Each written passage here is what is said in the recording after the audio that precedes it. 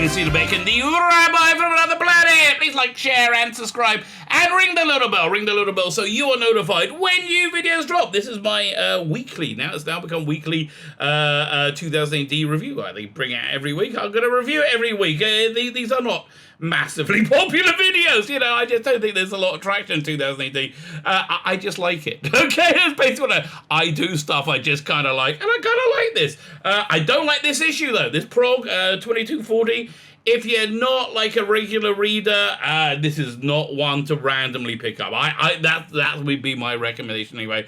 This is, if I may quote Monty Python, this is not a prog for reading. This is a prog for lying down and avoiding. It's not terrible. It's just not good, right? It's just not good. But we'll go for it in a second. Before we get into it, can you hit the like button? I like to be liked, baby. I do indeed like to be liked. And I like to be liked so much, I like to be shared. Share me, like, share, sharing is caring, and subscribe to my every women design. Now, yeah, we are in a bit of a pitch battle with YouTube. YouTube are, what's the word, winning. Well, they are a massive, international conglomerate, mega corporation, and I'm a prick in my basement. And amazingly enough, they got the upper hand. Anyway, they keep taking subscribers off. If you subscribe, make sure you're still subscribed. If you're not subscribed, if you can consider hitting the subscribe button, that would be fan-dabby double dozy. And also go check out my Indiegogo. We are next week's the week, baby. Next week's the week when we wrap up the campaign. Listen, if you like comic books, if you like 2000AD. This is better. I have to tell you, this is better. And in my humble opinion, this is better than 2000AD's been for quite a while, I would say. What do you get in this campaign? Well, I got two freaking awesome graphic novels, comic books, whatever you want to call them. I like graphic novels because, in the late 80s when I was a young whippersnapper reading comics, that was a new term they used. And I liked that. I'm like, so I grew up with it. So this is 220 pages long. It's written and drawn by me, and in my unbiased opinion, it's freaking awesome, right? It's awesome. It's kind of like those books from the late 80s, early 90s, where all the British talent went from 2000AD and just got sucked, boom, straight into DC and made Vertigo and all the things. So it's kind of got that vibe to it. It's incredibly biblically accurate without being preachy at all. Most people don't know the Bible, right? Most people don't know what's in it, and it's detailed. It's more interesting, weirder stories than you would expect, and that's what this is, an interesting and weird story. I'm not trying to convince you how to live your life. I don't need your validation. I'm perfectly happy without it. Listen, live and be well, baby. Live and be well. And there's also this book, The Imperium, a love letter to telefantasy in the 1960s. Basically, imagine James Bond, Emma Pill, Doctor Who, The Black Slap from 2001, and a monkey in a spacesuit, bit of Prisoner, bit of Thunderbirds, bit of Callan. It's all in there, baby. Go check it out. Go check it out today. So you get those. This is 105 pages long, and if you get both books, you just get tons and tons of freaking extras. This is a pin-up. It's going to be a post when we hit $8 grand. We're about $80 away. We're going to hit $8 grand before we finish the campaign, and then you get all this for the male gaze, a series of art cards. Based on things that titillated me as a young boy. So this one, what you might recognise, we call this one "Don't Even Think It, Citizen." But you know what? We've all thought it. We've all thought it before, and I think we've all kind of enjoyed thinking it. No hanky bang in the TARDIS. I'm sensing strong emotion, Captain, and of course the Force is female. One of my all-time favourites. I might throw in another poster if you get both books, like this one. I'm a big Doctor Who fan. If you haven't picked out this one, I don't know. Anyway, we're wrapping up. I'm going out to print this month. It'll be in your hands very, very, very soon. And again, I have to tell you, in my unbiased opinion, I think it's much better than 2000AD. So, go check it out. Fine. So let's look at 2000AD this week. Firstly, really good cover. I really like this cover. This cover is like primetime 90s Dredd, right? It really gives over the feeling. If only it was like this in the bloody comic inside. Really great. I hope let's zoom in a little bit. Don't be fooled by the cover. But it's got that cool, like Simon Bisley basically reinvented Dredd in the 90s, late 80s, 90s to be something like this. And it worked. I liked it. I think I think it worked pretty well. Who did that cover? Toby Wilsmere. I think I hope to see more from him. He's good. Droid Life, never read it. You get a bunch of badges, yay! So now we have this Judge Dredd story, and for me, I have no idea what's going on. I found this one really I don't know. I couldn't process it. What incomprehensible. So it starts off with now that's what I call justice. So in again late 80s, early 90s, they probably carried on. Used to get these like albums called that's what I call music, Volume 3. And they had all this like Shakin' Stevens, Jive Bunny, all that. I left England in '91, so they may have continued the fraud. I have no idea. So that's what this is a riff on. It seems to be at first. So that's what I call justice, and we see somebody trying to commit a crime. And then being blown to crap. By the way, strong artwork by John Higgins here. Did he do the art of the colours as well? No, Sally Hurst did the colours. So then it carries on, and then you got like this Tales from the Crypt kind of guy narrating it and giving another story. And then it's weird. This is just weird. Then it seems to jump to a totally different narrative, a new story. And this guy, I don't know what connects any of this. It's really weird. It's written by John Wagner, right? It is John Wagner, yeah. Who can write? He's been doing it all his life. He knows what he's doing. But there's no connective tissue here. And so now it feels like we're in a completely new story. This guy's going to this, I don't know, it looks like subterranean church and asking for money from his brother. And then something happens with Judge Dredd. I don't know. There's like they're like investigating some crime.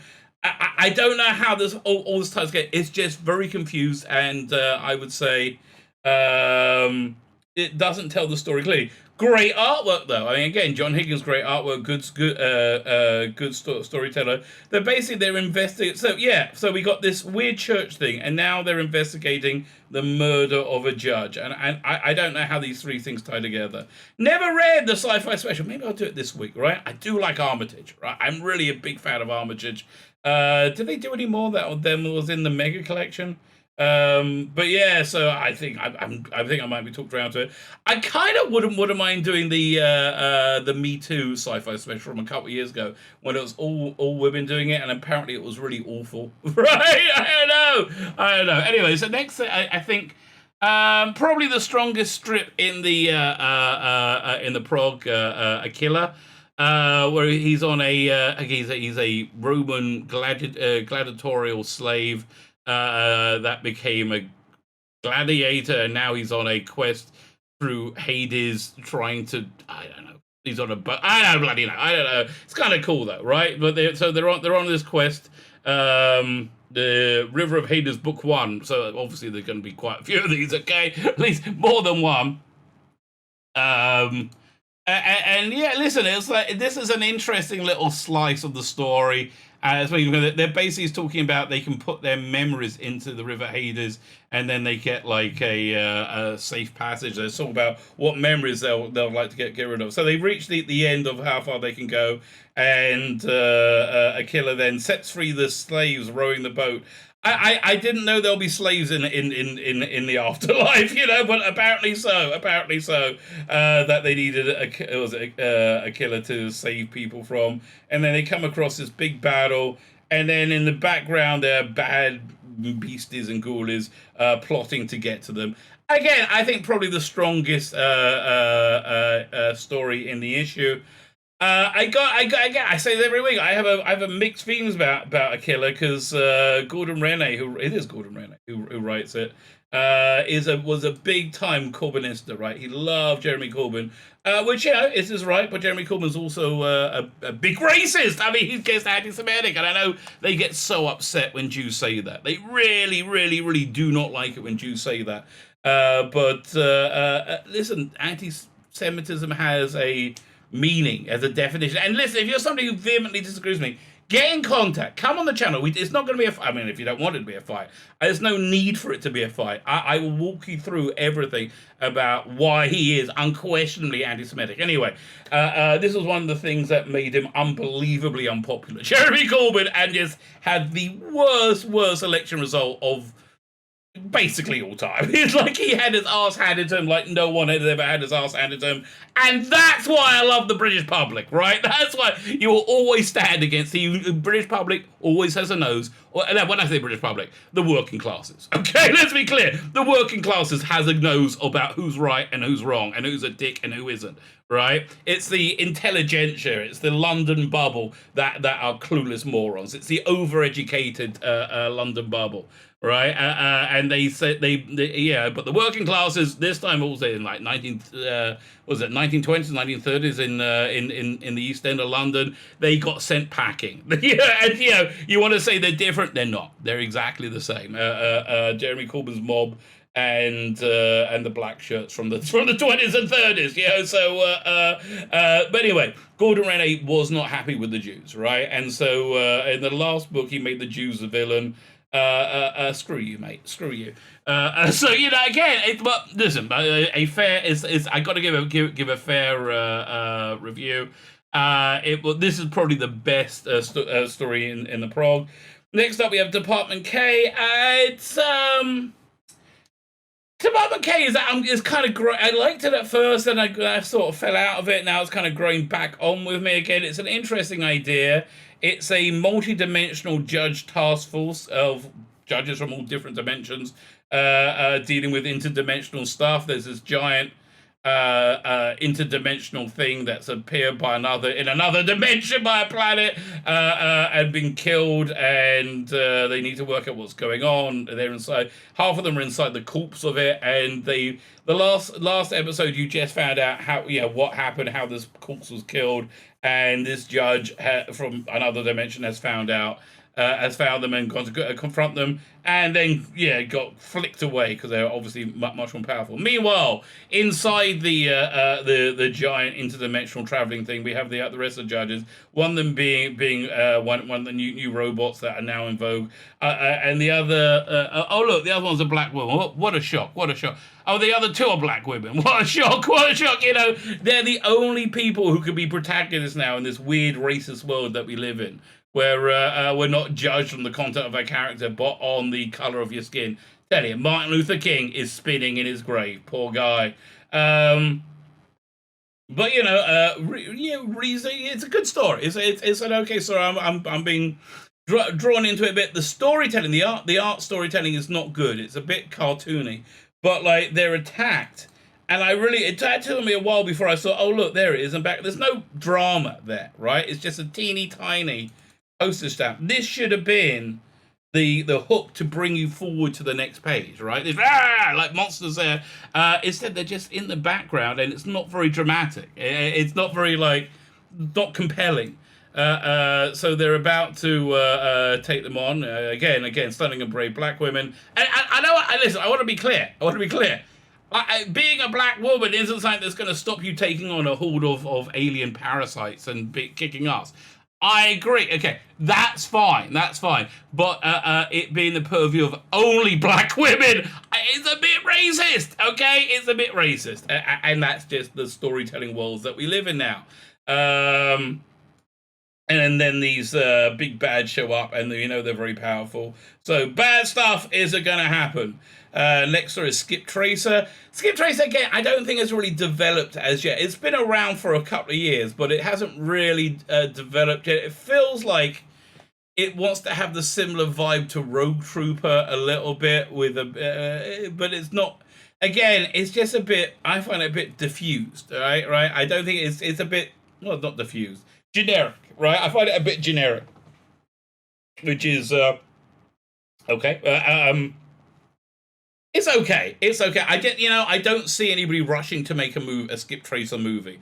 I can see them want to make a Bad Company movie, a Rogue Trooper movie, a Slane movie. It's a bit too bland. That's really the bottom line. It's a bit too bland.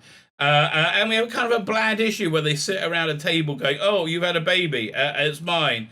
And then they meet people and The baby does some kind of weird magic thing while the mother's singing to the baby, and then bad guys are gonna.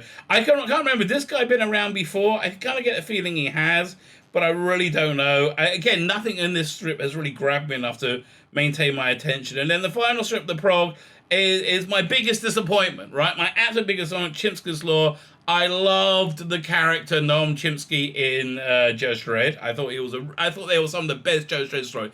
Really sweet, really clever, really entertaining, and I love the character. And I love his little family that he built up around him. Right, so they made him into not a sweet character at all, and they put him into took him away from his surroundings, put him into this satellite. That was owned by the super rich family who invented monkey augmentation to make intelligent monkeys. Apparently, the person, everybody got killed, and it was all a ploy so no one can get the fortune from the person who invented them. And hates the person who invented monkey augmentation because they eventually created a slave class made out of him and his people, right? Anyway, so he's been given all the money from them, and he's like, which I knew was going to happen. They're going to give him some kind of superpower that he didn't really want.